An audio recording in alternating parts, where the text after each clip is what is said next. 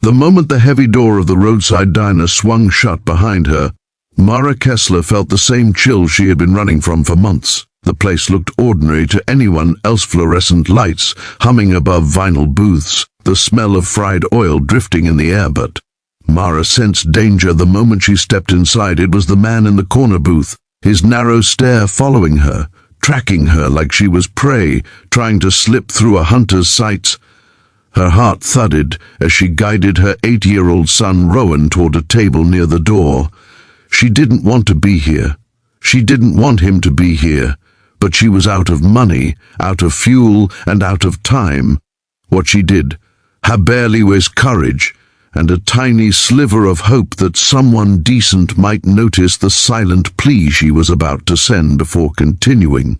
If you believe in kindness, second chances, and moments when strangers become heroes, please like, comment, share, and subscribe to Light of Kindness.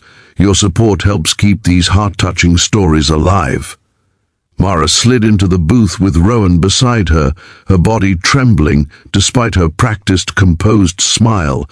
She had escaped her ex-man who had controlled every breath she took for almost a year. Now she worked multiple jobs, lived in a small rundown rental, and saved every spare coin she could, just for a chance to move again, farther away. Far enough to start fresh, but last night she discovered that he had found their location again. When she saw the familiar black truck pass their street at dawn, she panicked. She packed Rowan's small backpack with clothes and snacks, grabbed what little cash she had, and drove west. Now in this little nowhere diner, she felt cornered again. Rowan leaned against her, tired and hungry, rubbing his eyes. She kissed the top of his head, brushing back his messy brown hair, and whispered that everything would be okay. She promised it, even though she didn't know how her ex Vaughn had connections, dangerous ones, and he had a temper that could turn a room silent before he even raised his voice.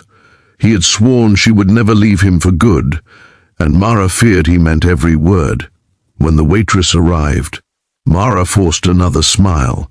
She ordered something small for Rowan, then reached into her pocket for the only thing she could think, a folded napkin on which she had written 2 words, "Help me," but showing it openly would risk everything. Vaughn was watching her. She needed someone who knew what the sign meant, someone who was alert enough to pick up on it. Her hands shook as she placed the napkin beneath the salt shaker, angled with just enough visibility to catch attention, without being obvious. She prayed someone would understand. Lead Bicot later introduced himself as Flint reached them. In seconds he grabbed Vaughn's arm, twisting it with controlled strength until the grip on Mara broke. Vaughn yelled, but Flint didn't raise his voice or lose his calm.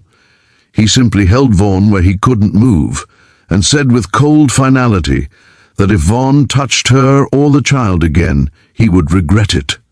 The diner went silent.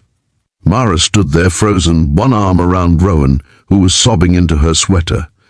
She looked at Flint with a mix of shock, fear, and gratitude. Vaughn spat angrily, threatening revenge, threatening that he knew people, threatening everything. He always threatened, but the bikers didn't flinch.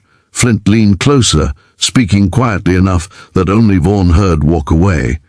Vaughn realized he had no leverage here, not against men who had nothing to lose, and no fear of him. With a final glare toward Mara, he stormed out of the diner. Mara's knees gave out. As soon as he was gone, she sank to the floor, hugging Rowan tightly as relief washed through her in heavy waves. Flint knelt beside her, his voice softer. Now he told her she was safe in the diner, but not safe on her. Oh, not yet. Vaughn would likely circle back or wait down the highway. Mara didn't have family, she didn't have money, she didn't have a plan, and she hated needing help, hated depending on strangers but looking into Rowan's terrified face. She knew she couldn't let pride get in the way. Flint offered to escort her to a safe place, not permanently, just long enough until they could help her reach a shelter and a support network that specialized in families like hers. Mara hesitated, unsure if she could trust them. But then she saw Rowan clutching her, and she remembered the napkin, the silent hope she had placed her life into. She nodded. The bikers formed a protective convoy with their motorcycles surrounding her small car as they drove out of town. The roar of their engines felt like an impenetrable shield against the world. Rowan stared out the window wide-eyed, whispering that the motorcycle heroes looked like something out of a movie. They led Mara to a small biker-owned safe house near the outskirts of a bigger city.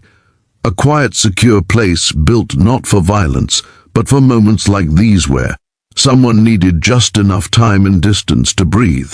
Mara cried when she saw the small bunk beds inside the stocked fridge, the soft lighting of the signs that other scared families had stayed here before. Flint explained that they weren't saints, they weren't perfect, but they believed in protecting those who couldn't protect themselves. Mara hugged Rowan and thanked them over and over, tears dripping onto her hands. For the first time in years, she felt hope. Over the next few days, Flint helped her connect with a support organization that offered legal help, job placement, and housing for single parents fleeing dangerous situations. He made sure Vaughn couldn't follow her trail again. Mara felt her strength return slowly like a wounded bird, regaining the ability to lift its wings. Rowan slept peacefully each night, finally free of fear, before leaving the safe house for her new apartment. Mara turned to Flint with trembling gratitude. She told him he had saved her life not by fighting, but by seeing her when nobody else did. He smiled quietly and said she had saved herself the moment she dared to ask for help. If this story touched your heart or made you believe in unexpected kindness, please like, comment, share, and subscribe to Light of Kindness. Your support brings these emotional stories to life. And one special request. Before we end, comment one line about a time a stranger helped you. It might inspire someone who desperately needs hope today. Mara's story didn't end in fear, it ended in freedom, in courage, rediscovered in the reminder that even in the darkest places, kindness can roar louder than danger, and sometimes the heroes who step forward aren't the ones you expect. They're the ones who ride in on roaring engines when the world grows silent.